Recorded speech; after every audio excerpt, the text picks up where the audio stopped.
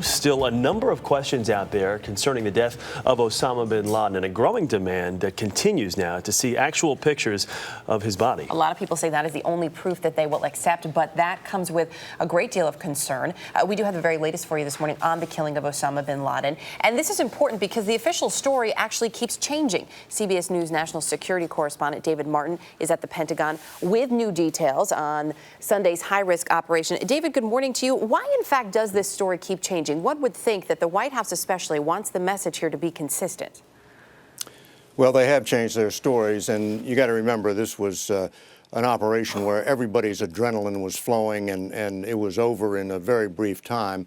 And it does take time to get a coherent story. But the issue here is whether and how bin Laden fought back. Originally, the administration said that bin Laden had quote unquote resisted.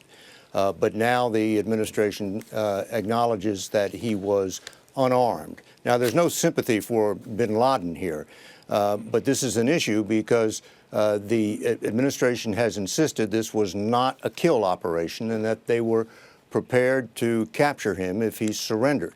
So now we are trying to find out exactly what happened in that room. But the trouble is, there are only three people in there.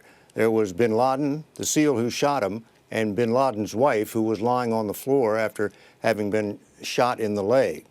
Obviously, we're not going to hear from bin Laden. The wife is in Pakistan, in Pakistani custody, and that leaves the SEAL. And until we hear his version, we are never going to know for sure why he pulled the trigger. A lot of people would love to talk to that man this morning and get that version. But meantime, let's talk about these questions over the pictures, which may or may not be released. As I understand it, the president will have final say here. He will make the decision whether or not those photos will be released. But there must be a fair amount of discussion happening at the Pentagon and among intelligence officials as to what would be the best move in their eyes. Well, I think this is not seen so much as a move but as part of history.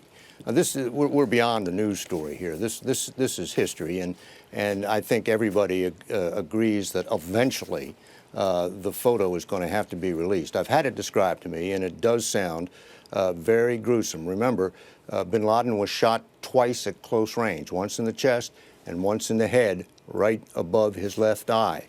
And that blew open his skull, exposing the brain, and it also blew out his eye. So these are not going to be pictures for the squeamish, but this is a historical record, and I just personally can't imagine how it would remain secret for very much longer. Yeah, you make a great point. David Martin at the Pentagon this morning. David, thanks.